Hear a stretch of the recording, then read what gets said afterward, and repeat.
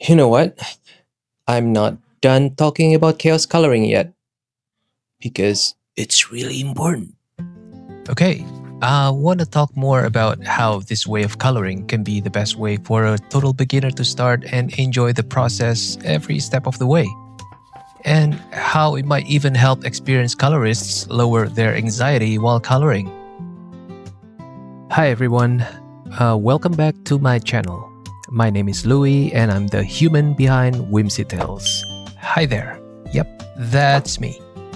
I'm a full-time artist and I create coloring books in my spare time. People who follow me on social media know that I always make a little bit of a mess when I color. Yes, I tend to color outside the lines. I don't care about streaks or blotches. Definitely not demure. Anyway, today I want to share that my chaotic coloring is not just for a visual outcome. It's my coloring philosophy. So by the end of this video, I'm hoping you'll have a different mindset about coloring so that you can enjoy it more and end up with better results. Today, I'm gonna color this coloring book from Grabie called Whimsical Wild Friends, a 4-artist collaboration I'm proudly part of. And this page is by Moni Katt, known for bold and easy pages. The book is using marker paper, so there'll be no bleed through and no backing sheet needed. It's truly an awesome book, and I'm going to put the link down below. Alright, let's start. So here's the heart of what I believe. That chaos coloring gives you permission. Permission to color the way you naturally move. Permission to let the page be evidence of a moment and progress instead of proof of perfection. Permission not to care about those magnificent finished coloring pages people show off on social medias. Permission not to color like a professional artist. And permission to make mistakes. So, for me, chaos coloring is a philosophy. It doesn't matter what kind of page I'm coloring, whether it's simple, busy, cute, intricate, I still tend to color the same way, in a style that really fits me in that moment. That consistency doesn't come from rules, it comes from letting my hand be itself. And this is what I've been observing, that when people start coloring, they often feel very anxious. For whatever reason, they believe that there's this idea that there's a right way to color. That if they slow down too much, they're doing it wrong. If they speed up, they're careless.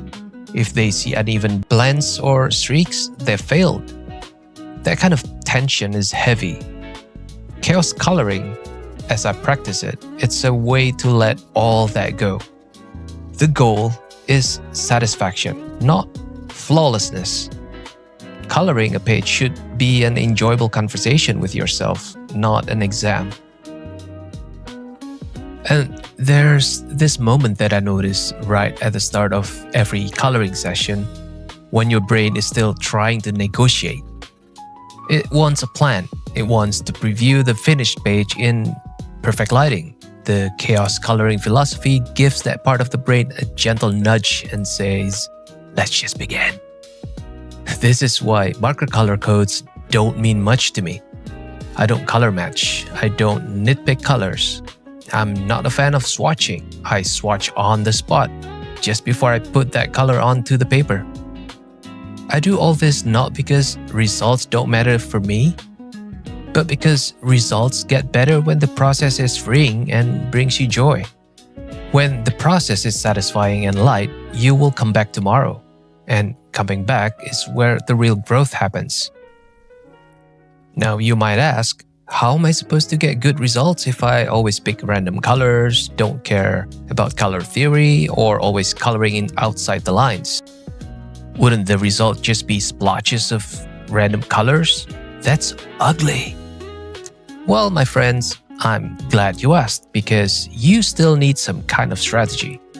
I explained this in my previous video about chaos coloring. I'll link it somewhere here. You can pause this video, check that one first, and then come back here. In short, you're still gonna need to create a believable art. And to do that, there still needs to be a plan. Not a complex one, but a plan nevertheless. Choosing a focal point is one such plan. Just remember, believable doesn't mean it's realistic. So you don't need to turn every coloring page into a realistic art. You don't need to color every grass green or sky blue. To make believable art, focus on at least one visual element on the page and color it in a way people will recognize. That's your focal point. The rest of the page can be messy as long as the focal point is visible.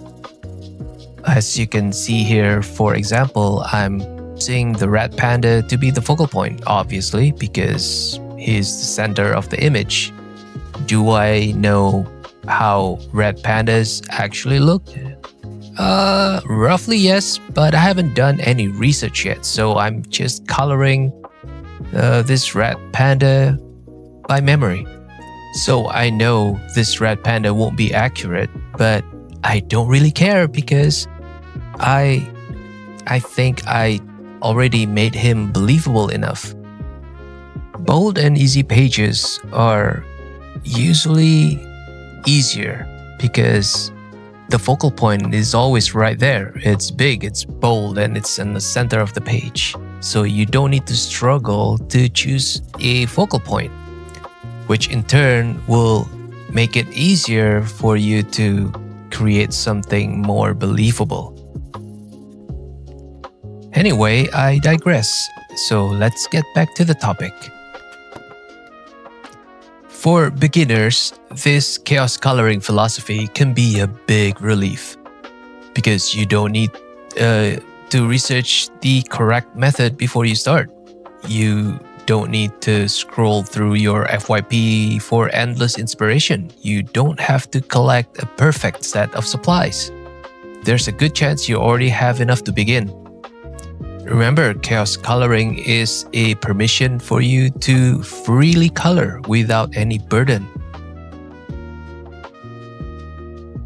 Another reason why this mindset helps, it's pace neutral. Some days, your nervous system wants a quick, loose coloring session, but some days it wants a calm, cozy, slow blending. Both belong. The pace doesn't define the validity of the page. Your presence does. If the rhythm you choose helps you keep your center in that moment, that's the right tempo. This is part of why I wanted to color a bold and easy page today, to show that this chaos coloring philosophy of mine applies to any design, no matter the complexity. Remember, chaos coloring gives you permission to do you. So when I color this, you will still get that Louis-ness, a page that carries movement, softness, and a little chaos, my trademarks. And it still holds together. The harmony doesn't come from erasing the mess, it comes from embracing it. If you're early in your coloring journey, treat your sessions like check-ins, not tests. And ask these questions while you color. How does this bead feel in my body? Do I want to linger here or move on? Am I tempted to fix something that isn't actually a problem? Those kinds of questions tune your taste. Taste is personal at first. It's between you and the page. Later, it becomes the signature people recognize, your coloring style. And there's also this myth that messy equals careless. I don't buy it. Messy, for me, is expressive. It's motion that you can still see. Careless is when you're doing something without any obvious plan or goal.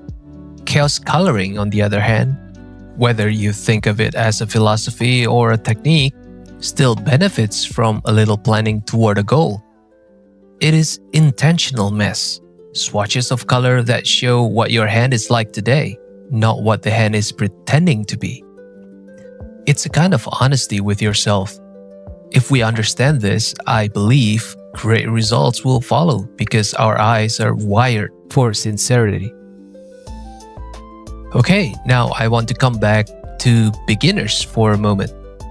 If you're brand new in coloring, it's easy to pause forever while waiting for the perfect setup, the perfect markers, the perfect free afternoon, color combos, reference images. It's exhausting before you even start coloring. Don't overthink it, just start. Remember, you're coloring for you, and it's not a test. Sometimes it's good to find references, but I find it too restricting to follow or copy another piece. When I color, I want to feel free. And if you're more experienced, chaos coloring keeps the work alive. It stops you from always trying to be perfect. It keeps decision-making intuitive, human, and slightly unpredictable, in the best way. It lets your style travel from medium to medium, from complex pages to simple ones, because this mindset is internal, not external. That's the point of today's page. Even on a bold, easy composition, your approach can be unmistakably yours. So, if you need some kind of slogan for your coloring life, try this. Satisfaction first, perfection optional. You're allowed to finish a page and love it for how it felt to make, not only how it looks at the end. You know, the funny thing is, when you practice loving the process, the results usually get better anyway. It's like watering a plant because you enjoy tending it. The leaves are brighter as a side effect.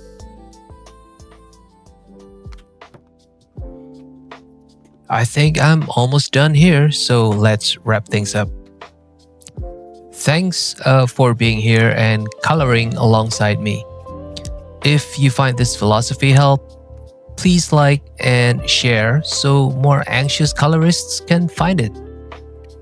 Also, please subscribe to my channel and press that bell icon for more cozy, messy honest sessions and studio stories in the future. Also, feel free to drop a comment below about what chaos or messy coloring means to you. I read them all and they inspire my future videos. If you're curious about the book I'm using today, Whimsical Wild Friends by Grabie, the link's in the description along with my other coloring books, so please check them out. And remember, your page doesn't need to be perfect to be precious. It needs to be yours. Until next time, friends.